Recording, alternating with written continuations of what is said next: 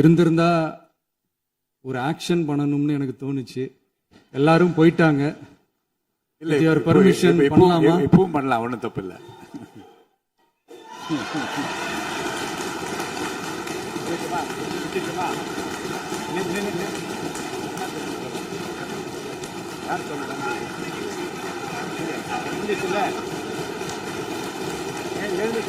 சொல்லட்டுமா?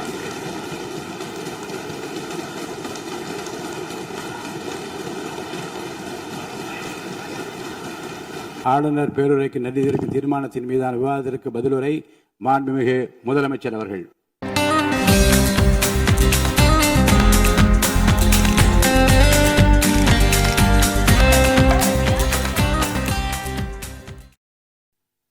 மாண்புமிகு பேரவைத் தலைவர் அவர்களே, மாபெரும் தலைவர்கள் வழிநடத்திய மாண்பும் மாபெரும் வரலாற்று சிறப்பு கொண்ட இந்த சட்டமன்ற பேரவையின் 17வது சட்டமன்ற பேரவைக்கு நம்மையும் நம்ம தமிழக வெற்றி கழகத்தை சார்ந்த சட்டமன்ற உறுப்பினர்களையும் தேர்ந்தெடுத்து அனுப்பின நிரந்தரமாக என் நெஞ்சில் குடியிருக்கும் தாயன்புமிக்க தமிழக மக்கள் அனைவருக்கும் என்னுடைய மனப்பூர்வமான நன்றிகள். 17வது சட்டமன்ற கூட்டத்தொடரின் முதல் ஆளுநர் உரையின் மீதான நன்றி தெரிவிக்கும் தீர்மானத்திற்கு பதிலுரை வழங்க வாய்ப்பளித்த மாண்புமிகு பேரவைத் தலைவருக்கு நம் வணக்கத்தை தெரிவித்துக் கொள்கிறோம்.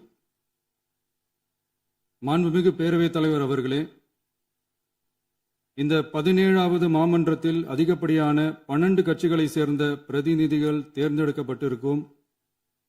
நாம கொள்கை ரீதியாகவும் நிலைப்பாடு ரீதியாகவும் வேறுபட்டு இருந்தாலும் மக்கள் பணி செய்வதுதான் நம்ம எல்லாருக்கும் பிரைமரியா இருக்கிற ஒரே எய்ம். அந்த வகையில தான் நம்ம எல்லாருமே நம்ம மக்களால் அங்கீகரிக்கப்பட்டு சட்டமன்றத்திற்கு வந்திருக்கிறோம். அதனால நாம கருத்தால் வேறுபட்டாலும் மக்கள் சேவை என்ற நோக்கத்தில் நம்ம மாநிலம் சார்ந்த விஷயங்கள்ல நாம எல்லாரும் ஒன்றிணைந்து பயணிச்சா நம்ம தமிழ்நாடு என்னைக்கும் எதிலையும் முதன்மை மாநிலமாக திகழும். ஆளுநர் உரைக்கு நன்றி தெரிவிக்கும் தீர்மானத்தில் பேசின மாண்புமிகு உறுப்பினர்களுக்கு நன்றி. எதிர்த்து பேசினாதான் எதிர்கட்சின்னு ப்ரூவ் பண்ண முடியும்னு நினைச்சுக்கிட்டு பேசின எதிர்கட்சியை சேர்ந்த எதிர்கட்சி தலைவர் உள்ளிட்ட மாண்புமிகு உறுப்பினர்களுக்கும் வணக்கமும் நன்றியும். பதிலுரை வழங்குற அதே நேரத்தில் நம்மளை சட்டமன்ற உறுப்பினராக தேர்ந்தெடுத்த பெரம்பூர் தொகுதி மக்களுக்கு நம்மளோட நெஞ்சார்ந்த நன்றிகள். அதே மாதிரி ராஜினாமா பண்ணிட்டாலும் நம்மளை தேர்ந்தெடுத்த திருச்சி கிழக்கு மக்களுக்கும் இந்த மன்றத்தில் நம்மளோட நன்றியை பதிவு செய்கிறோம். அப்புறம் நம்மளோட அரசியல் பயணத்தை பற்றியும் கொஞ்சம் பதிவு செய்ய விரும்புகிறோம். நாம் ஏதோ ஷூட்டிங்லேருந்து நேராக வந்து சிஎம் ஆன மாதிரியே சில பேர் ஒரு இமேஜ் கிரியேட் பண்ணுறாங்க. அவங்களுக்கு அவங்க ஆசைப்படுற லாங்குவேஜ்லேயே சொல்கிறோம், அது வெறும் ரீல் தான், ரியல் கிடையாது. ஒரு சாதாரண நடிகனாக தான் நம்ம கெரியர் தொடங்குச்சு. அப்புறம் அப்படியே சின்சியராக உழைச்சி மேலே வந்தோம். நம்ம கெரியரில் நாம் மேலே வந்ததுக்கு இந்த விஜய் ஒருத்தன் மட்டுமே காரணம் இல்லை, அவனோட உழைப்பு மட்டுமே காரணம் இல்லை. இந்த விஜயோட உழைப்புக்கும் உயர்வுக்கும் பின்னாடி இருக்கிற ஒட்டுமொத்த தமிழ்நாட்டு மக்களோட அன்பும் அரவணைப்பும் தான் காரணம். ஒவ்வொரு வீட்டில் இருக்க ஒவ்வொருத்தரும் நம்மளை அவங்க வீட்டில் ஒருத்தனா ஏற்றுக்கிட்டது தான் நமக்கு கடவுளும் மக்களும் தந்த மிகப்பெரிய வரம். அதுக்காகவே கடவுளுக்கு சமமான நம்மளோட சொந்தங்களான தமிழக மக்கள் அனைவருக்கும் மீண்டும் மீண்டும் நன்றி. இப்படி நம்மளை தாயன்போடு அள்ளி அரவணைச்ச தமிழ்நாட்டு மக்களுக்கு நாம் எப்படியெல்லாம் துணையாக இருந்தோம், எப்படியெல்லாம் மக்களோட மக்களா இருந்தோம்னு சொல்றேன். 1990ஸ்லயே ரசிகர் மன்றமா இருந்தப்பவே மக்களுக்கு துணையா நிற்க ஆரம்பிச்சோம். அதுக்கப்புறம் நற்படி மன்றமாகவும் அதுக்கப்புறம் விஜய் மக்கள் இயக்கமாகவும் மாறி மக்களோட மக்களா நின்றுகிட்டு இருந்தோம். 2008 ஈழத் தமிழருக்கு ஆதரவா உண்ணாவிரதம் போராட்டம் செஞ்சோம். போர் முடிவுக்கு வரணும், நம்ம தொப்புள் கூடிய உறவுகளான ஈழத் தமிழர்களுக்கு பாதுகாப்பான நிம்மதியான ஒரு வாழ்வு கிடைக்கணும்னு அன்னைக்கே கோரிக்கை வச்சோம். 2009 ஆரம்பிச்ச விஜய் மக்கள் இயக்கம் வழியா நம்மளோட மக்கள் நல பணிகளை எக்ஸ்டெண்ட் அண்ட் எக்ஸ்பேண்ட் பண்ணிக்கிட்டே வந்தோம். கல்விக்கு துணையா இருந்தோம், சோஷியல் சர்வீஸ் செஞ்சோம், வெள்ள நிவாரணத்துல துணையா இருந்தோம், கொரோனா காலத்துல மக்களுக்கு தோள் கொடுத்தோம், விலையில்லா விருந்தகம், குருதியகம், முட்டைப்பால் ரொட்டி திட்டம், விழியகம், பயிலகம், நூலகம், இப்படி பல வழியில மக்களுக்கு துணையா இருந்தோம். அப்புறம் நம்மளோட திரைப்படங்கள்ல நம்மளால முடிஞ்ச வரைக்கும் ஊழல் எதிர்ப்ப சொன்னோம், சமூக நீதியை சொன்னோம், கல்வியை பத்தி சொன்னோம், அரசியலை பத்தி சொன்னோம். அரசியலை பத்தி பேசுனதுனால நம்ம படங்கள் சந்திச்ச இதுவரைக்கும் சந்திக்கிற பிரச்சனையை பத்தி எல்லாருக்குமே தெரிஞ்சதுதான். இது மட்டும் இல்லாம 2011 நாகப்பட்டினத்துல மீனவர் பிரச்சனைகளுக்கு ஆதரவா ஒரு பெரிய பொதுக்கூட்டம் நடத்தினோம். மீனவர்கள் மீதான தாக்குதலை கண்டிச்சு பேசி அதுல நம்மளோட எதிர்ப்பை பதிவு செஞ்சோம். 2017 ஜல்லிக்கட்டு போராட்டத்தில் தமிழர் பண்பாட்டு உரிமைக்கான நம்மளோட ஆதரவை தெரிவித்தோம். 2018 ஸ்டெர்லைட் போராட்டம், துப்பாக்கி சூட்டில் பாதிக்கப்பட்ட நம்ம சொந்தங்களை நேரில் சந்திச்சு ஆறுதல் சொன்னோம். 2021 உள்ளாட்சி தேர்தலில் விஜய் மக்கள் இயக்க வேட்பாளர்கள் போட்டியிட்டு ஜெயிச்சாங்க. கல்வி விருது விழா நடத்தி சிறந்த மதிப்பெண் பெற்ற மாணவ மாணவிகளுக்கு ஊக்கத்தொகையும் பரிசும் கொடுத்தோம். 2024 தமிழக வெற்றி கழகத்தை ஆரம்பிச்ச உடனேயே CAA-வை எதிர்த்து அறிக்கை விட்டோம். அரசியல் கட்சி ஆரம்பிச்சு விழுப்புரம் மாவட்டத்தில் விக்கிரவாண்டியில் நம்மளோட முதல் மாநில மாநாட்டிய வெற்றி கொள்கை திருவிழாவை நடத்தினோம். தந்தை பெரியார், பெருந்தலைவர் காமராஜர், அண்ணல் அம்பேத்கர், வீரமங்கை வேலுநாச்சியார், மக்கள் சேவகர் அஞ்சலை அம்மாள்னு நம்மளோட 5 கொள்கை தலைவர்களை அறிவிச்சோம். இந்தியாவிலே 2 பெண் ஆளுமைகளை கொள்கை தலைவர்கள் அறிவிச்ச ஒரே கட்சி நம்ம டிவிக்கு மட்டும்தான் என்ற பெருமையோடு அறிவிச்சோம். பெரியார் சொன்ன மாதிரியே அவர் சொன்னதுல நமக்கு ஏற்புடையதை மட்டும் எடுத்துக்கிட்டோம். அவரோட கடவுள் மறுப்பு கொள்கையில நமக்கு உடன்பாடு இல்லைன்னு ஓப்பனா அறிவிச்சோம். நமக்கு கடவுள் நம்பிக்கை உண்டுன்னு அறிவிச்சோம். யாரோட நம்பிக்கைக்கும் நாம் எதிரானவங்க இல்லைன்னு தெளிவா அறிவிச்சோம். பெண் கல்வி, பெண்கள் முன்னேற்றம், சமூக சீர்திருத்தம், சமூக நீதி, இப்படி பெரியாரோட கருத்துக்களை நிறையவே ஏத்துக்கிட்டோம்னு அறிவிச்சோம். அண்ணல் அம்பேத்கரோட சம வாய்ப்பு, சமநீதி, சமத்துவத்தை ஃபாலோ பண்ணுவோம்னு அறிவிச்சோம். பெருந்தலைவர் காமராஜரோட மதச்சார்பின்மையை ஏத்துக்கிட்டதோட அவரோட நேர்மையான நிர்வாகத்தையே ஒரு கொள்கையா ஏத்துக்கிட்டோம்னு அறிவிச்சோம். வீரமங்கை வேலு நாச்சியாரோட மண் மீட்பையும் சமூக நல்லிணக்கத்தையும் பின்பற்றுவோம்னு அறிவிச்சோம். மக்கள் சேவகர் அஞ்சலை அம்மாளோட விடுதலை வேட்கையையும் மக்களோட வாழ்வாதாரத்துக்காக உறுதியாக நிற்கிறதையும் பின்பற்றுவோம்னு சொன்னோம். எல்லாருக்கும் எல்லாமும் கிடைக்கணும், எம் மதமும் நம் மதம்னு சொல்லி மதச்சார்பற்ற சமூக நீதி தான் நம்ம கொள்கைன்னு அறிவிச்சோம். நம்ம கொள்கை எதிரி யாரு, அரசியல் எதிரி யாருன்னு ஓப்பனா அறிவிச்சோம். எல்லாத்துக்கும் மேல பிறப்புக்கும் எல்லா உயிர்க்கும்ன்றத நம்மளோட அடிப்படை அரசியல் கோட்பாட்டா அறிவிச்சுட்டு தான் அரசியலுக்கே வந்தோம்.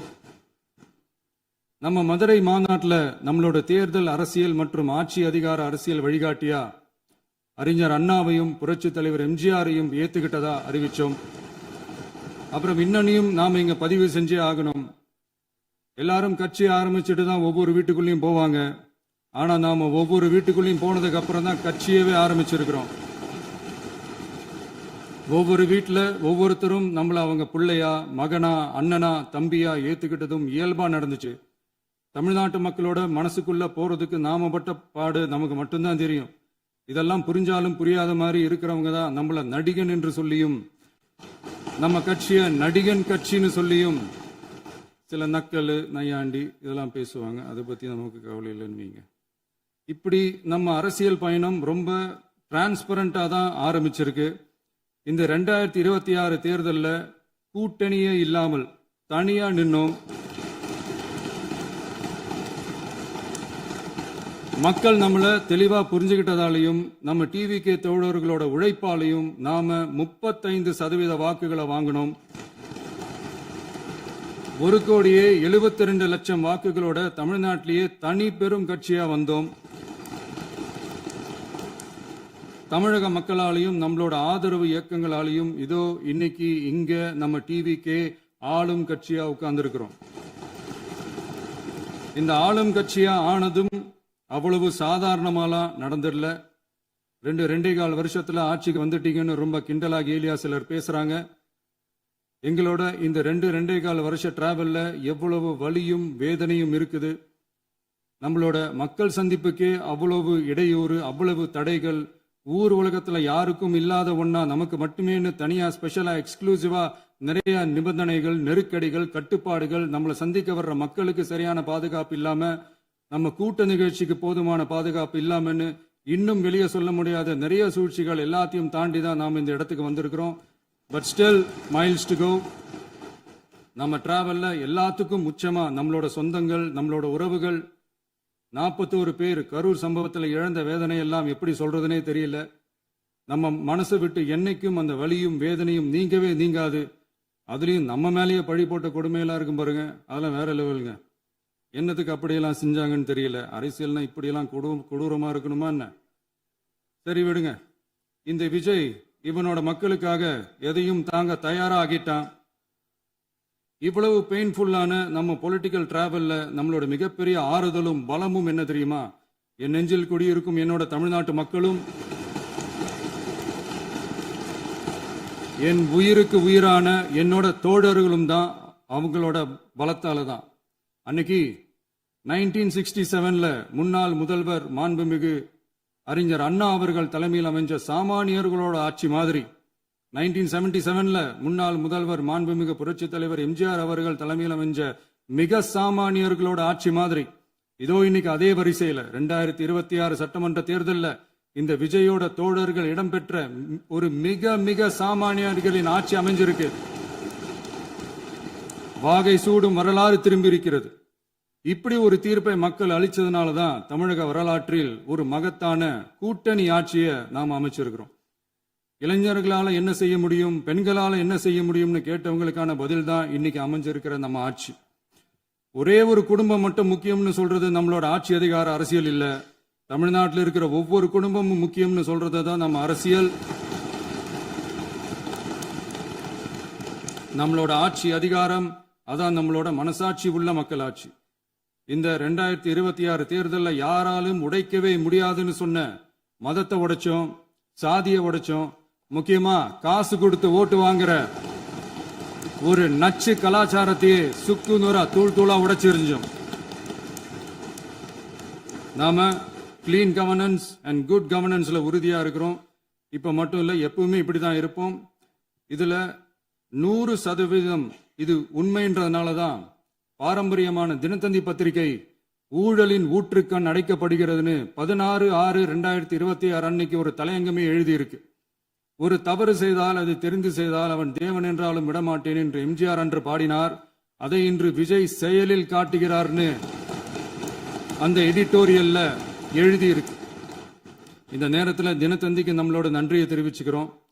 அரசியலுக்கு வந்து 2 வருஷம் தான் ஆகுது. உங்களுக்கு என்ன தெரியும், உங்களால என்ன முடியும்னு கேலியா கேட்டவங்களுக்கு தினத்தந்தியோட பதிலை இப்போதைக்கு போதும்னு நினைக்கிறேன். என்னென்னமோ செய்வான்னு சொல்றானே இந்த விஜய், பல வருஷமா இருக்கிற ஒரு பதவி வெறி பிடிச்ச அரசியலை உடைச்சி எப்படி செய்வான்னு நம்ம மக்களை யோசிச்சிருவாங்க. இதோ இப்போ நம்ம மக்களுக்கு புரிஞ்சிருக்கும். இப்பவும் சொல்றோம், இது வெறும் ஆரம்பம் தாங்க. இந்த மாபெரும் சபையிலிருந்து கேட்கிற மக்களே, நமக்கு கொஞ்சம் அவகாசம் கொடுங்க. இதுக்கு முன்னாடி, அதாவது 2017 கடைசியில இருந்து 2026 ஏப்ரல் வரைக்கும் இருந்த புண்ணியவான்கள் ஆட்சியில ஒவ்வொரு டிபார்ட்மெண்ட்லயும் போட்ட ஏராளமான ஓட்டைகளை அடைச்சிக்கிட்டே படிப்படியா மக்களுக்கு நல்லதையும் செஞ்சுக்கிட்டே வருவோம். அதனாலதான் நமக்கு எதிரா யார் யாரோ சேரவே மாட்டாங்கன்னு நினைச்சவங்க எல்லாம் ஒன்னா சேர்றாங்க. நம்ம ஆட்சிக்கு டேட்டு குறிக்கிறாங்க.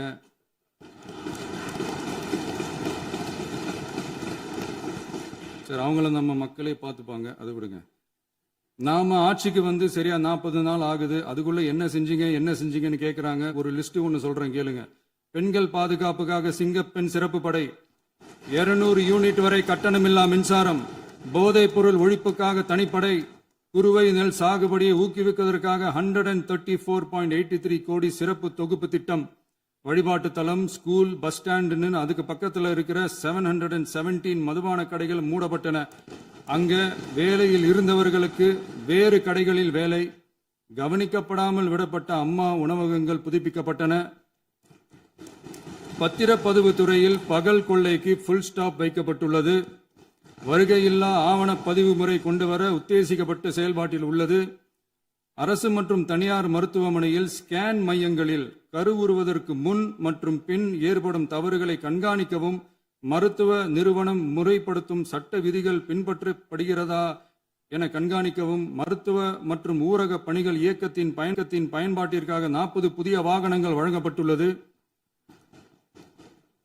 கூட்டுறவு வங்கியின் ஏழை எளிய மக்கள் வாங்கிய கடனுக்கு முதல் முத்தாய்ப்பாக ரூபாய் 2045 கோடி தள்ளுபடி வழங்கி ஆணையிடப்பட்டுள்ளது. ஒன்றிய அரசிடம்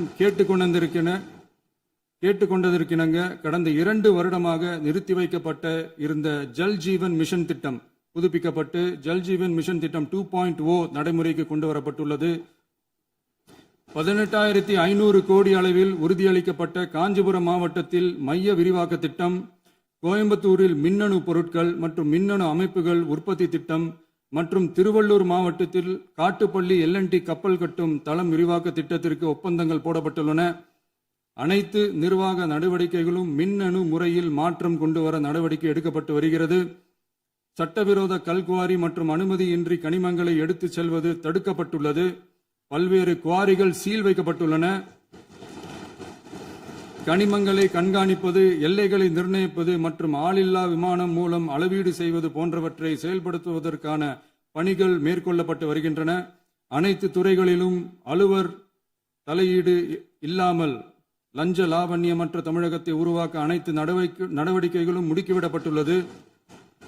இதெல்லாம் சாம்பிள் தான், இன்னும் இருக்கு. இந்த வெறும் 40 நாளுக்குள்ளேயே இவ்வளவு செஞ்சிருக்கோம்னா இனி வர்ற நாட்கள்ல கொஞ்சம் கொஞ்சமா படிப்படியா ஸ்டெடியா உழைச்சி லஞ்சலாவணம் இல்லாத, ஊழல் இல்லாத, பெண்களுக்கு பாதுகாப்பான, சுதந்திரமான, டிரான்ஸ்பரண்டான தமிழ்நாட்டை நம்ம சொந்தங்களான தமிழக மக்களுக்கு தர்றது தான் நம்மளோட ஒன் அண்ட் ஒன்லி டார்கெட். கண்டிப்பா அதை நிறைவேற்றியே காட்டுவோம். 8 கோடி மக்கள் நம்மளோட இருக்கிறப்போ ஏங்க அதை செய்ய முடியாது? மாண்புமிகு பேரவைத் தலைவர் அவர்களே, தமிழ்நாட்டின் கருவூலம் எப்படி திசை மாறி உருமாறி தேய்ந்து ஓய்ந்து கிடைக்கிறதுன்னு சொன்னாங்க. திசை மாறி உருமாறி தேய்ந்து ஓய்ந்துன்னு வசனம் மாதிரி ரைமிங்கா இல்லாம வளமான இலக்கியமா இதே சபையில பேசினவங்களோட திறமையான ஆட்சியில நடந்த நிதி மேலாண்மையை பத்தி வெள்ளை அறிக்கையா வெளியிட்டோம். வெள்ளை அறிக்கை வந்ததிலிருந்தே கண்ணை கட்டுதுங்க. அந்த காலத்துலதான் பிள்ளையோ பிள்ளை தொல்லையோ தொல்லைன்னு சொன்னாங்க. அதே மாதிரி தாங்க அவங்க ஆட்சியாலையும் அவங்களாலையும் இன்னைக்கு தமிழ்நாட்டுக்கே தொல்லையோ தொல்லை. இப்படி ஒரு நிலைமையை உண்டாக்கி வச்சுட்டு இவங்க சொல்றாங்க நமக்கு ஆட்சி செய்ய தெரியாதுன்னு. நம்ம அமைச்சர்களுக்கும் நம்ம சட்டமன்ற உறுப்பினர்களுக்கும் ஒன்னும் தெரியாதுன்னு. ஆமாங்க, எங்களுக்கு தெரியாதுதான். எங்க சட்டமன்ற உறுப்பினர்களுக்கும் அமைச்சர்களுக்கும் மக்கள் பணி செய்ய தெரிஞ்ச அளவுக்கு மக்கள் பணத்தை சுருட்ட தெரியாதுதான்.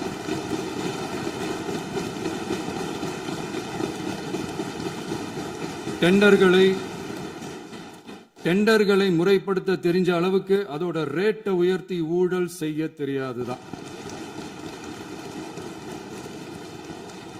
பதவி உயர்வு வழங்கவும் பணி இடமாற்றம் கலந்தாய்வு நடத்தவும் தெரியுமே தவிர பதவி உயர்வுக்கும் பணியிட மாற்றத்திற்கும் பணம் பறிக்க தெரியாதுதான்.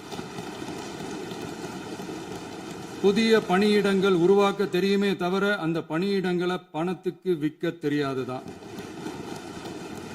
கோயில்கள்ல நடக்கிற நிர்வாக சீர்கேட்டை தடுக்க நீங்க பேசுங்க, நீங்க கண்டினியூ பண்ணுங்க. கோயில்கள்ல நடக்கிற நிர்வாக சீர்கேட்டை தடுக்க தெரியுமே தவிர கோயில் பணத்தை கொள்ளையடிக்க தெரியாதுதான். தங்கத்தை உருக்கி தாரை வார்க்க தெரியாதுதான். கனிம வளத்தை பாதுகாக்க தெரிஞ்ச அளவுக்கு கனிமத்தை வித்து கொள்ளையடிக்க தெரியாதுதான். அரசு வருமானத்தை அரசு கஜானாவுக்கு மாத்த தெரிஞ்ச அளவுக்கு அந்த பணத்தை தனிப்பட்ட கஜானாவுக்கு மடை மாத்த தெரியாதுதான். போதை கலாச்சாரத்தை தடுக்க தெரிஞ்சவங்களுக்கு போதை கலாச்சாரத்தை வளர்க்க தெரியாதுதான். நம்ம குடும்பத்தில் இருக்கிற பாட்டி, அம்மா, அக்கா, தங்கச்சி, குழந்தைங்களை, பெண்களை மதிக்க தெரிஞ்சவங்களுக்கு ஓசி பஸ், 1000 ரூபாய் கேஸ், இப்படியெல்லாம் பேச தெரியாதுதான். எங்க உறுப்பினர்களுக்கும் அமைச்சர்களுக்கும் மக்கள் சேவை தெரிந்த அளவிற்கு சுயநல தேவையை செஞ்சிக்க தெரியாதுதான். அதனாலதான் சொல்றோம், எங்களை பார்த்து எதுவும் தெரியாதுன்னு சொல்றவங்களுக்கு சொல்றோம், இதெல்லாம் எங்களுக்கு தெரியாதுதான். உங்களை மாதிரி முறைகேடுகளை செய்யறத நாங்க தெரிஞ்சுக்கவும் போறதில்ல, தெரிஞ்சுக்கவும் ஆசைப்படல. அத கடைசி வரைக்கும் எங்களுக்கு தெரியாமலே இருந்துட்டு போகட்டும். அதனால நாங்களும் எங்க மக்களும் வெரி வெரி ஹாப்பி தான். மாண்புமிகு பேரவைத் தலைவர் அவர்களே, எதிர்ப்பவர்கள் எதிர்க்கட்சி என்பதற்காக எங்கள் ஆட்சி மீது 1000 பழி போடலாம்.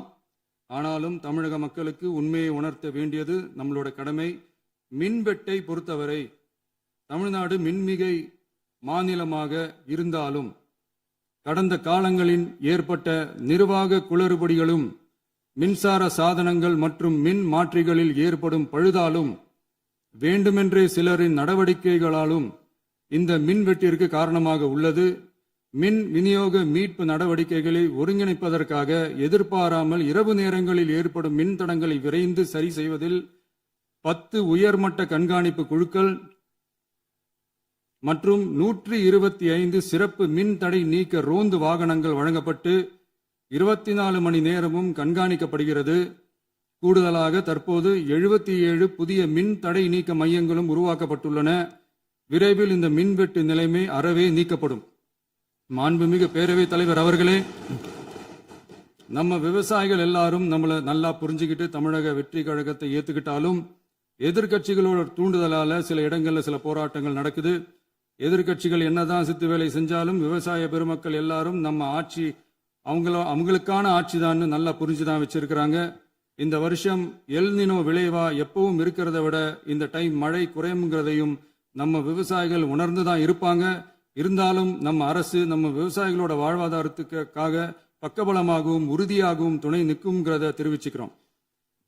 நம்ம தமிழகத்தில் ஏற்கனவே நடந்த அதி அற்புதமான சூப்பரான நிர்வாக திறன் கொண்ட 50 வருஷ அரசியல் அனுபவம் கொண்ட 2.0, 3.0, 4.0 பல 0.0 மாடல் ஆட்சி நடத்த கனவு கண்டவங்களோட அட்டகாசமான ஆட்சிக்காரங்க பல்வேறு விதமான நிதி நெருக்கடியை நம்ம மக்களுக்கும் நமக்கும் பரிசா கொடுத்துட்டு போய் இருந்தாலும் கூட்டுறவு வங்கிகளின் மூலம் 75,000 வரை பயிர்கடன் பெற்று குறு சிறு இதர பெரு விவசாயிகளுக்கு 100% முழுமையான பயிர்கடன் தள்ளுபடியும் 75,000க்கு மேல் கடன் பெற்றவர்களுக்கு குறைந்தபட்சமாக 35,000 பண பயன் கிடைக்கும் அளவிற்கு மொத்தம் 14,43,504 விவசாயிகளுக்கு ரூபாய் 5,932.23 கோடி பயிர்கடன் தள்ளுபடி வழங்கப்பட்டுள்ளது. மாண்புமிகு பேரவைத் தலைவர் அவர்களே, நாம ஒன்றியத்தில் கூட்டுறவு கூட்டாட்சி, மாநிலத்தில் சுயாட்சி என்ற கொள்கையை கொண்டவங்க தான் ஏற்கனவே அறிவிச்சிருக்கிறோம். தற்போதைய ஒன்றிய அரசு சார்ந்த கட்சியுடன் அரசியலில் கொள்கை அளவில் நேர் எதிராக நிற்கிறவங்க தான் நாம. அதே சமயத்தில் எதுக்கெடுத்தாலும் கண்ணை மூடிக்கிட்டு ஒன்றிய அரசோட மோதல் போக்கை விரும்புறவங்க நாம இல்ல. நமக்கு எப்பவுமே தமிழகத்தின் வளர்ச்சி மட்டும்தான் முக்கியம். அதுக்காக நம்மளோட அரசியல் ரீதியான கொள்கைகளையோ மாநில உரிமைகளையோ கொஞ்சம் கூட விட்டு கொடுக்கவே மாட்டோம். அதுல ரொம்ப தெளிவாகவும் உறுதியாகவும் இருக்கிறோம். இனியும் இப்படித்தான் இருப்போம். அதுல ஒருபோதும் மாற்றமே இருக்காது. அதனால இதுல யாரு திசை திருப்ப வேலையில் ஈடுபட்டாலும் அவங்க எல்லாரும் மக்கள் மத்தியில் தோற்பது உறுதி. எனவே நம்ம மக்களுக்கோ சிறுபான்மை சகோதரர்களுக்கோ நம்ம ஆதரவு இயக்கங்களுக்கோ எந்தவித சந்தேகமும் வேண்டாம். நாம் யாரோட டீமும் இல்ல. நாம எப்பவுமே பியூரான பீப்புள்ஸ் டீம். இன்னும் சொல்ல போனா நாம secular team, social justice team. மாண்புமிகு பேரவைத் தலைவர் அவர்களே, அரசு விழாக்கள், கல்வி நிறுவனங்கள் மற்றும் பல அதிகாரப்பூர்வ நிகழ்ச்சிகளோட தொடக்கத்தில் நம்ம தமிழ்தாய் வாழ்த்த பாடுறது தான் வழக்கமா இருக்கு. தமிழ்தாய் வாழ்த்த பொறுத்த வரைக்கும் நம் அரசு இதுல நம்மளோட உறுதியான நிலைப்பாட்டை ஒன்றிய அரசுக்கு மிக தெளிவா தெரிவிச்சிருக்கு. அது இல்லாம இதில் மாநில அரசின் கொள்கைக்கு ஏற்ப ஒன்றிய அரசின் அறிவிக்கையில் திருத்தம் மேற்கொள்ள கோரிக்கையும் விடுக்கப்பட்டுள்ளது. நீட் தேர்வை பொறுத்தவரை கிராமப்புற மற்றும் பொருளாதார ரீதியாக பின்தங்கிய மாணவர்களுக்கு சமமான வாய்ப்பை வழங்குவதில்லை. மருத்துவ கல்வியில் சமூக நீதி மற்றும் சம வாய்ப்பை நீட் பாதிக்கிறது என்பதை உணர்கிறோம். எனவே மருத்துவ படிப்புகளுக்கான சேர்க்கையை 12ஆம் வகுப்பு மதிப்பெண்களின் அடிப்படையில் நடத்த வேண்டும் என்று நமது அரசு வலியுறுத்தி வருகிறது. மத்திய அரசிடம் நீட்டிலிருந்து தமிழ்நாட்டிற்கு விலக்கு வழங்க வேண்டும் என்று கோரிக்கை விடுத்துள்ளது. மாண்புமிகு பேரவைத் தலைவர் அவர்களே, பேரறிஞர் அண்ணா அவர்கள் தலைமையிலான அரசு 1968 இருமொழி கொள்கையை நடைமுறைப்படுத்தியது.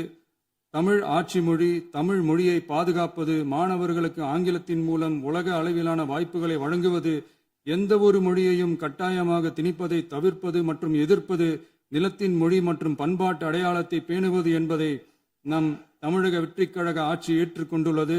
எனவே தமிழ்நாட்டில் தமிழ் ஆட்சி மொழி மற்றும் இருமொழி கொள்கை என்பதில் நமக்கு மாற்று கருத்தே இல்லை. மாண்புமிகு பேரவைத் தலைவர் அவர்களே, கடந்த 11/6/2026 அன்று நடந்த நிதி ஆயோக் கூட்டத்தில் தமிழ்நாடு அரசின் சார்பாக கலந்து கொண்டு வறுமையற்ற தமிழ்நாடு இயக்கம் உருவாக்க தேவையான நிதியையும், தமிழ்நாட்டுக்கு 2 எய்ம்ஸ் மருத்துவமனைகளை தருமாறும், மருத்துவம் மற்றும் பல் மருத்துவ படிப்பிற்கு 12ஆம் வகுப்பு மதிப்பின் அடிப்படையில் இடங்களை நிரப்புதல் குறித்தும், செயற்கை நுண்ணறிவு தொடக்க நிறுவன வளர்ப்பு மையங்கள் தமிழ்நாட்டில் அமைக்கவும், இளைஞர் திறன் மற்றும் வேலைவாய்ப்பு இயக்கம் செயல்படுத்த வேண்டியும், பெண்கள் தலைமையிலான வளர்ச்சி குறித்தும், மீனவ சமுதாயங்களின் வாழ்வாதாரம் மற்றும் மீன்பிடி படகுகள் மற்றும் மீனவர்களை விடுவித்தல் குறித்து நிரந்தர நடவடிக்கை எடுக்க வேண்டியும், காலநிலை தாங்கும் தன்மை பெருந்திட்டம் 2045 கீழ் விண்வெளி உற்பத்தி மையத்தை தேசிய விண்வெளி உற்பத்தி மையமாக அறிவிக்க கோரியும், தமிழ்நாட்டில் சாலை போக்குவரத்து நெடுஞ்சாலை மற்றும் ரயில்வே அமைச்சகத்தின் மேம்பாட்டு குறித்தும், அனைத்து கிராமங்களையும் டிஜிட்டல் இணைப்பு வசதி ஏற்படுத்துதல் குறித்தும், கூட்டு குடிநீர் திட்டம் தொடரவும்,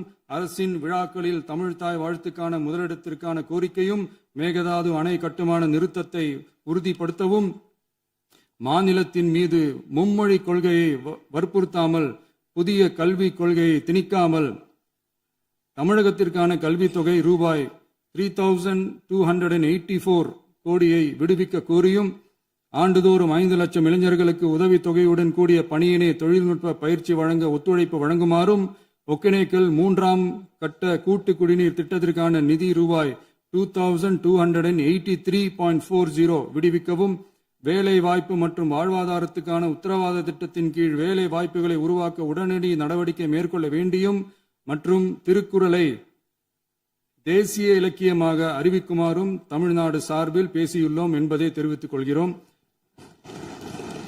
மாண்புமிகு பேரவைத் தலைவர் அவர்களே, அண்டை மாநிலங்களுடனான நட்புறவு ஒரு மாநிலத்தின் வளர்ச்சிக்கும் நாட்டின் ஒற்றுமைக்கும் மிகவும் அவசியமானது. தமிழ்நாடு தனது அண்டை மாநிலங்களுடன் நதி நீர் பங்கீடு, பொருளாதாரம், கல்வி, கலாச்சாரம் மற்றும் போக்குவரத்து துறைகளில் நல்லுறவை பேணி வருகிறது. பரஸ்பர மரியாதை, ஒத்துழைப்பு மற்றும் கூட்டாட்சி தத்துவத்தின் அடிப்படையில் அண்டை மாநிலங்களுடனான நட்புறவை வலுப்படுத்தவும் நமது ஆட்சியில் காக்கப்படுகிறது. மாண்புமிகு பேரவைத் தலைவர் அவர்களே, சட்டம் ஒழுங்கை பற்றி பேச்சு வந்தது. சட்டம் ஒழுங்கு சரியா இருக்கணும் அப்படின்றதுல எங்களுக்கு மாற்று கருத்தே கிடையாது. கண்டிப்பா லா அண்ட் ஆர்டர் கரெக்டா இருக்கணும், கரெக்டா இருக்கும், இருக்க வைப்போம். அதே மாதிரி பெண்கள் பாதிக்கப்படுறதையும் இங்க யாராலையும் சகிச்சிக்கவே முடியாது. அதுக்கான கடுமையான நடவடிக்கைகள் நம்ம அரசு எடுத்துக்கிட்டு இருக்கிறோம். இந்த சிங்கப்பெண் சிறப்பு அதிரடிப்படை கூட அதுக்கான ஒரு ஃபர்ஸ்ட் ஸ்டெப் தான். அதே மாதிரி இந்த போதைப் பொருள் நடமாட்டம் அதை கண்ட்ரோல் பண்றதுக்கும் நம்ம அரசு கடுமையான நடவடிக்கைகள் எடுத்துக்கிட்டு இருக்கிறோம். அதையும் கண்டினியூ பண்ணி எடுப்போம். மாண்புமிகு பேரவைத் தலைவர் அவர்களே, இப்ப நான் சொன்ன இந்த பிரச்சனைகள்லாம் இந்த 2026 போன மாசம் மே மாசம் 10ஆம் தேதி புதுசா வந்துடல. இதெல்லாம் பல வருஷமா இருக்கிற பிரச்சனைகள் தான், பல வருஷமா கண்டுக்காம விட்ட பிரச்சனைகள் தான். இன்னைக்கு எதிர்கட்சிக்காரங்க அதை பத்தி கேட்கும் போது எனக்கு அது அக்கறையா தெரியல, அவதூறு அரசியலாக தான் தெரியுது, பழி போடுற அரசியலாக தான் தெரியுது. இப்படி அவதூறு பழி போடுறவங்கள பார்த்து ஒண்ணு தான் கேட்கணும்னு தோணுது. கடந்த 9-10 மாசமா நம்ம ஸ்டேட்ல சட்டம் ஒழுங்கு டிஜிபியே இல்லை. சட்டம் ஒழுங்கு டிஜிபியை போடுங்கன்னு சொல்லி எல்லாம் ஓஞ்சி போயிட்டோம். போன ஆட்சியில் நடந்ததுக்கெல்லாம் இப்பதான் விடையே கண்டுபிடிக்கிறோம் நம்ம ஆட்சியில்.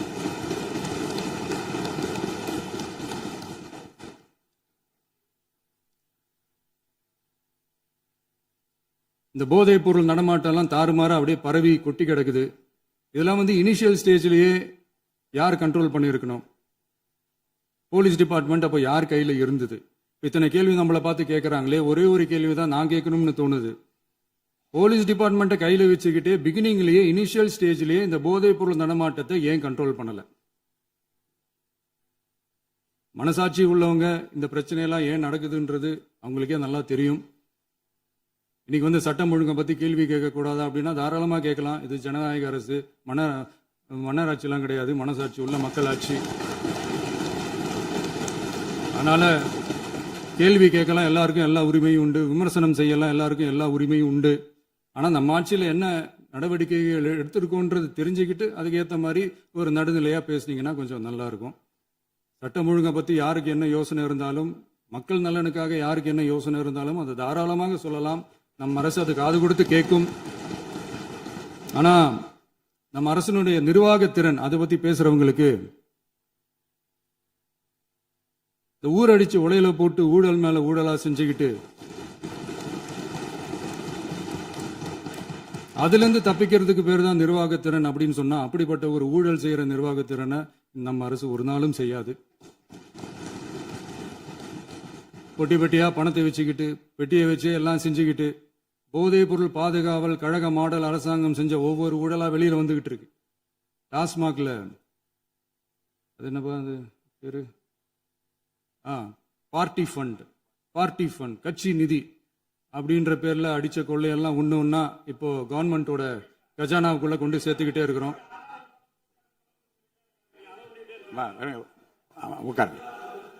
மாண்புமிகு முதல்வர்கள் பதில் உரைக்கு பிறகு முதல்வர் பதில் உரைக்கு பிறகு நேரம் தரேன். அப்ப பேசட்டும், அவங்க பேசட்டும், அவங்கள பேச அனுமதி. உட்காருங்க உட்காருங்க.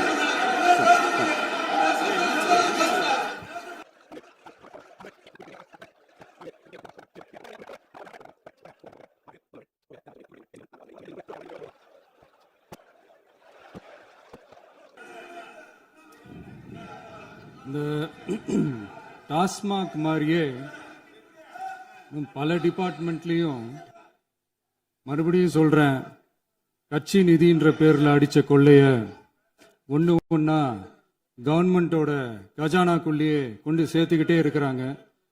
இப்பவும் சொல்றேன், மக்கள் பணத்துல இருந்து ஒரு பைசா கூட தொடமாட்டோம், தொடவும் விடமாட்டோம், தொட்டா விடமாட்டோம், இதுக்கு முன்னாடி தொட்டவங்களையும் விடமாட்டோம்.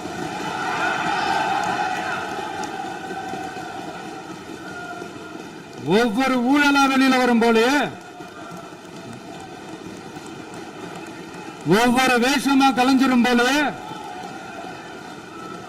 இங்க இருக்கிற நிறைய பேரு நடுங்கி போய் இதுல நம்ம மேல அவதூறு வேற. இப்ப புதுசா ஒரு வெப்பன் ஒண்ணு கொண்டு வந்திருக்காங்க. அது என்ன தெரியுமா? அவங்க தயவால தான் நம்ம ஆட்சி நடக்குதாம்.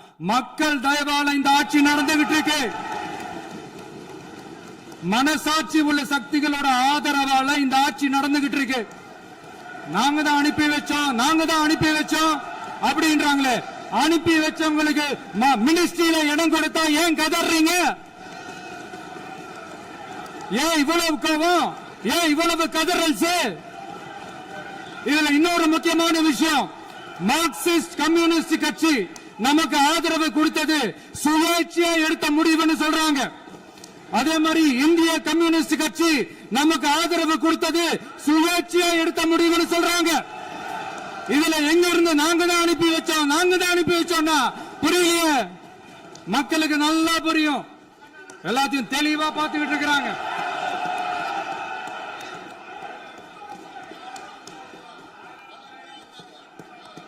முதலமைச்சர் கண்டினியூ பண்ணலாம். முதலமைச்சர்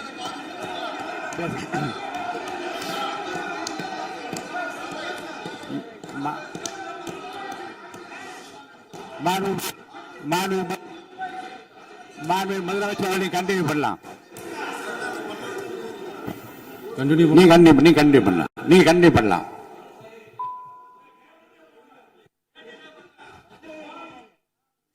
இந்த சமூக நீதி அரசுன்னு சொல்றவங்களை பார்த்து கேட்கிறேன், நம்ம பட்டியலின சகோதரர்களுக்கு எத்தனை அமைச்சர் பதவி கொடுத்தீங்கன்னு கொஞ்சம் சொல்ல முடியுமா? ஆனா நம்மளுடைய அரசுல 8 அமைச்சர் பதவிகள் யாருக்கு? நம்ம பட்டியலின சகோதரர்களுக்கு. எல்லாம் நம்ம அண்ணன், நம்ம தம்பி, நம்ம தங்கச்சிங்க. அண்ணல் அம்பேத்கர் அவர்களுடைய கிட்டத்தட்ட 100 ஆண்டு கால கனவு இப்ப நிறைவேறி இருக்கு. நான் ஏன் கொஞ்சம் சவுண்டா பேசுறேன் அப்படின்னா அவங்களுக்கு கேட்கணுன்றதுக்காக தப்பா எடுத்துக்காது. அதே மாதிரி பெண்களோட பாதுகாவலர் நாங்க தான் அப்படின்னு சொல்லிக்கிறவங்களை கேட்கிறேன், எத்தனை பெண்களுக்கு அமைச்சர் பதவியில இடம் கொடுத்தீங்க கொஞ்சம் சொல்ல முடியுமா? எங்க அரசுல 4 சகோதரிகளுக்கு அமைச்சர் பதவி கொடுத்திருக்கிறோம்.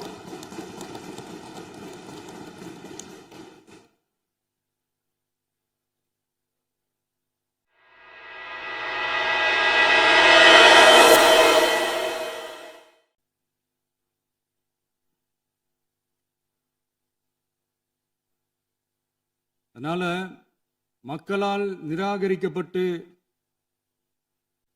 மக்களால் அகற்றப்பட்டவங்களுக்கு ஒன்னே ஒன்று சொல்லிக்கிறோம், தப்பே செய்ய மாட்டோம், ஊழலே செய்ய மாட்டோம், நேர்மையா தான் இருப்போம், நியாயமா தான் இருப்போம் அப்படின்னு சொல்றவங்களால மட்டும்தான் கூட்டணி ஆட்சி அமைக்க முன்வரும். ஆட்சியிலையும் பங்கு, அதிகாரத்திலையும் பங்கு கொடுக்க முன்வரும். ஊழல்லையே ஊறி போனவங்களால இந்த கூட்டணி ஆட்சியோ ஆட்சியிலையும் பங்கோ அதிகாரத்திலையும் பங்கு கொடுக்க முன்வராது. மெஜாரிட்டி இருந்தாலும் தரமாட்டாங்க, மெஜாரிட்டி இல்லைனாலும் தரமாட்டாங்க. கேட்டா ரெடிமேடா ஒரு பதில் ஒண்ணு வச்சிருப்பாங்க, கூட்டணி ஆட்சியை மக்கள் விரும்ப மாட்டாங்கன்னு. அதே மக்கள் தான் இப்ப அவங்கள பார்த்து சிரிக்கிறாங்க. நான் பதவியேற்ற அன்னைக்கு கொஞ்சம் டைம் அவகாசம் கேட்டேன்.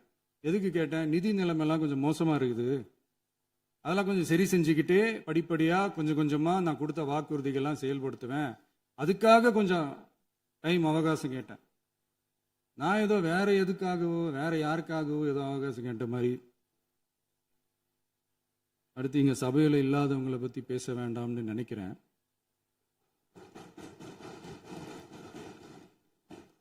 இங்க நம்மளை பத்தி அவதூறு பரப்புறதோட மட்டும் இல்லாம இப்ப நம்ம மக்கள் மேலேயும் அவதூறு பரப்ப ஆரம்பிச்சிட்டாங்க. மக்கள் நமக்கு ஓட்டு போட்டது தப்பான், குடும்பம் குடும்பமா நமக்கு ஆதரிச்சது தப்பான். இது இப்ப இல்ல, நான் சொல்றது எம்ஜிஆர் அவர்கள் காலத்திலிருந்தே. அப்பவே அவர் ஜெயிச்சப்போ அதே மக்களை தப்பு தப்பா பேசுறது. மக்கள் என்ன பண்ணிட்டாங்க, எம்ஜிஆர் என்ன பண்ணிட்டாரு, எம்ஜிஆர் என்ன இது பண்ணிட்டாரு. 50 வருஷமா ஒரே டெக்னிக்கா.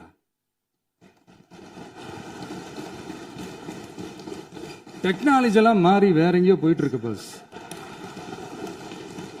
இதுல கொஞ்சம் டெக்னிக்காச்சும் கொஞ்சம் மாத்தினா கொஞ்சம் நல்லா இருக்கும். அதனால மக்களுக்கு யூஸ்ஃபுல்லா இருக்கிற மாதிரி இந்த ஆக்கப்பூர்வமான கருத்துக்களோ ஆக்கப்பூர்வமான யோசனைகளோ இருந்தா சொல்லுங்க, அதை நாங்க டெஃபரெண்டா எடுத்துக்கிறோம். ஆனா அதை விட்டுட்டு இந்த நக்கல் நையாண்டி சம்பந்தம் இல்லாத பேச்சு இதெல்லாம் பேசிட்டு அப்புறம் முதல்வர் பதில் சொல்லல, முதல்வருக்கு பதில் சொல்ல தெரியல அப்படின்னா அப்புறம் என்ன சோஃபா மாடல் ஆட்சியா? அது என்னன்னு புரியறதுக்கு எனக்கு ரொம்ப நாள் ஆச்சு. இந்த sofa set, table chair, teapoy, furniture பிசினஸ்லாம் வேற எங்க வெளியில போய் பண்ண சொல்லுங்க. அப்படி அந்த பிசினஸ் தான் பண்ணணும்னா நிறைய பிசினஸ் பண்ற மாதிரி வெளியில போய் பண்ண சொல்லுங்க, இங்க சட்டசபைக்குள்ள வேணாம். அதனால ஆக்கப்பூர்வமான கருத்துக்கள் இருந்தா சொல்லுங்க, டெஃபினட்டா அது சரியா இருந்தா நாங்க ஏத்துக்கிறோம். எனக்கு ஒரு குட்டி கதை ஒண்ணு ஞாபகம் வருது, சொல்லாமா? ஒரு ஊர்ல ஒரு பெரியவர் வெயில் ரொம்ப ஜாஸ்தியா இருக்குன்னு சொல்லிட்டு கண்ணுக்கு மேல கை வச்சுக்கிட்டு இப்படி சுத்தி முத்தி தேடிக்கிட்டு இருந்தாராம். அப்ப கூட இருந்த ஒரு சின்ன பையன் என்ன தேடுறீங்க அப்படின்னு கேட்டானா. அதுக்கு அந்த பெரியவர் சொன்னாரா, அது ஒண்ணு இல்ல தம்பி, உங்க அப்பா இங்கதான் இருப்பாருன்னு சொன்னாங்க, அதான் தேடிக்கிட்டு இருக்கேன், எங்க உங்க அப்பாவையா காணோம்?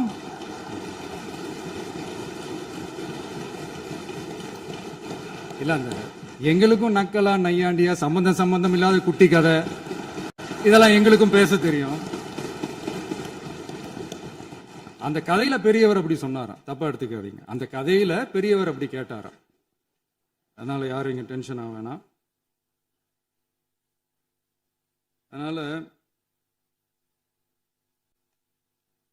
இன்னொரு இந்த என்னுடைய உரையை முடிக்கிறதுக்கு முன்னாடி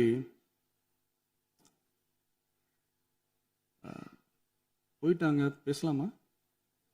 நிறைய உங்க கருத்துக்களை நீங்க முழுமையாக மன நிறைவோடு பேசலாம். டிவியில் பார்ப்போம். சரி, அதான் 5 நிமிஷம் பேசுனதுக்கே கொளத்தூரி இந்த ஆட்டம் அடிச்சு பேசுனா அப்புறம் என்ன பண்றது? கடைசியா நான் இந்த உரையை முடிக்கிறதுக்கு முன்னாடி ஒரு முக்கியமான ஒரு விஷயம் பத்தி சொல்லணும்.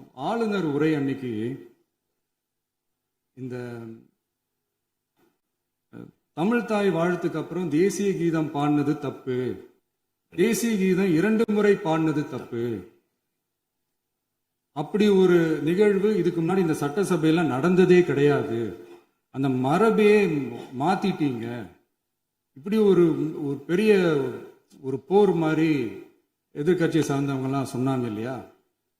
அந்த மாநில உரிமை போராளிகளை, அந்த மரபு காக்கிற உரிமை போராளிகளை ஒரே ஒரு கேள்விதான் கேட்கணும்.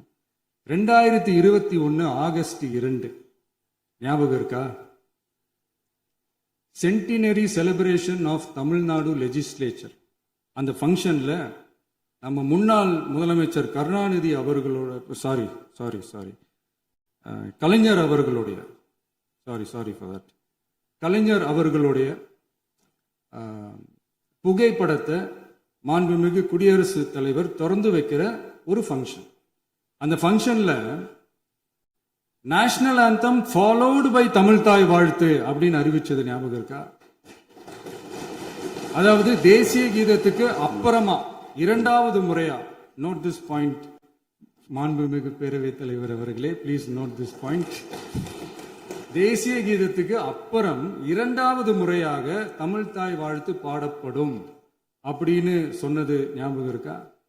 அதுவும் முத்தமிழ் அறிஞர் அப்படின்னு சொல்ற நம்ம கலைஞர் அவர்களுடைய அந்த புகைப்படம் வெளியிட்டு விழாவில் அவர் இருந்த இதே சபையில தமிழை இரண்டாவது இடத்துக்கு தள்ளினது யாருன்னு ஞாபகம் இருக்கா? அது மட்டும் இல்ல, அந்த தேசிய கீதத்தை நாட்டுப்பண் நேஷனல் ஆந்தம்னு சொல்லி அதே ஃபங்க்ஷன்ல கடைசியா ஃபங்க்ஷன் முடியும் போது செகண்ட் டைம் தேசிய கீதம் பாடினதும் ஞாபகம் இருக்கா? இதே அவையில் தான், அது அவை குறிப்பிலும் இருக்கிறது, இதே அவையில் தான் நடைபெற்றது. இந்த தக்க நேரத்தில் இந்த ஆதாரங்களை அளித்த மாண்பு முதல்வர்களுக்கு நன்றியை தெரிவித்துக் கொள்கிறேன். டவுட் இருந்தா இந்த புக்கை பார்த்து தெரிஞ்சுக்கலாம். அதனால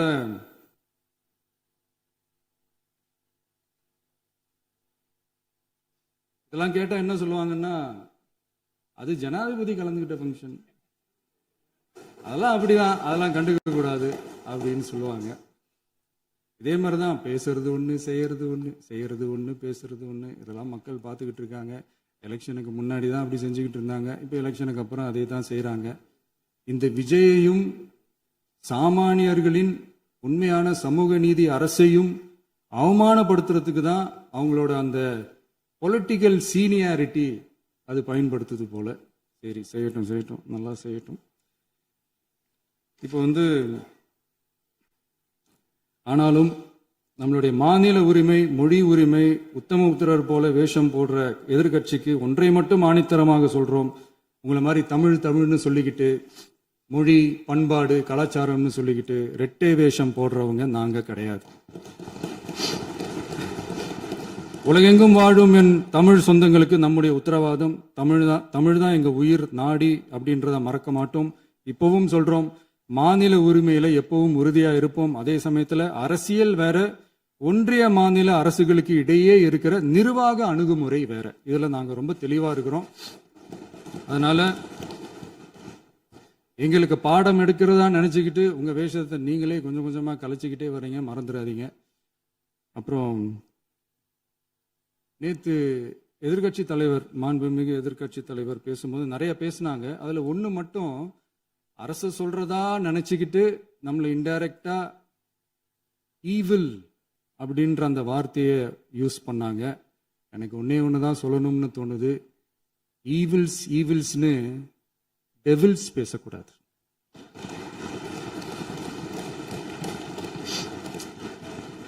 அவங்க இருந்திருந்தா ஒரு ஆக்ஷன் பண்ணணும்னு எனக்கு தோணுச்சு.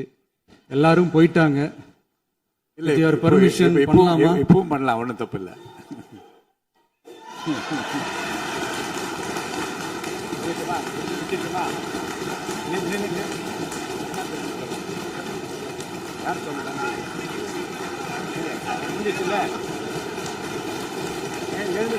சொல்லிட்டுமா?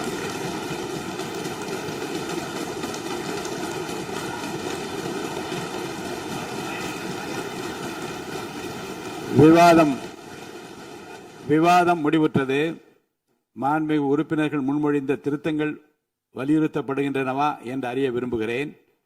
மாண்புமிகு உறுப்பினர்கள் முன்மொழிந்த திருத்தங்கள் அனைத்தும் பேரவையின் அனுமதியில் திரும்ப பெறப்படுகின்றன.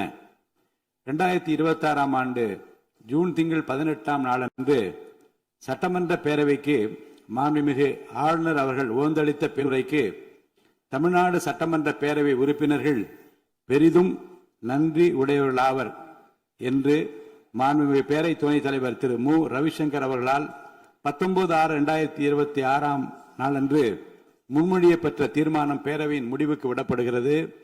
ஏற்போர் ஆம் என்க. மறுப்போர் இல்லை என்க. ஏற்போரே அதிகம் என்று கருதுகிறேன். ஏற்போரே அதிகம்.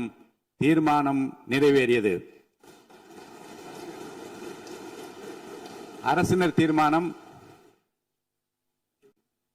பேரவை மீண்டும் கூடும் நாள் குறிப்பிடப்படாமல் ஒத்திவைக்கப்பெறும் தீர்மானம். மாண்புமிகு பேரவை முன்னவர் அவர்கள். மாண்புமிகு பேரவைத் தலைவர் அவர்களே, பேரவை விதி 25(1) கீழ் 1 பேரவை மீண்டும் கூடும் நாள் குறிப்பிடப்பெறாமல் ஒத்திவைப்பு பெறலாம் எனும் தீர்மானத்தை மொழிகிறேன். மாண்புமிகு பேரவை முன்னவர் அவர்களின் தீர்மானம் பேரவையின் முடிவுக்கு விடப்படுகிறது. ஏற்போர் ஆம் என்க. மறுப்போர் இல்லை என்க. மறுப்போரே இல்லை என்று கருதுகிறேன். மறுப்போரே இல்லை. தீர்மானம் ஒருமனதாக நிறைவேறியது. பேரவை மீண்டும் கூடும் நாள் குறிப்பிடப்பெறாமல் ஒத்திவைக்கப்படுகிறது. வணக்கம்.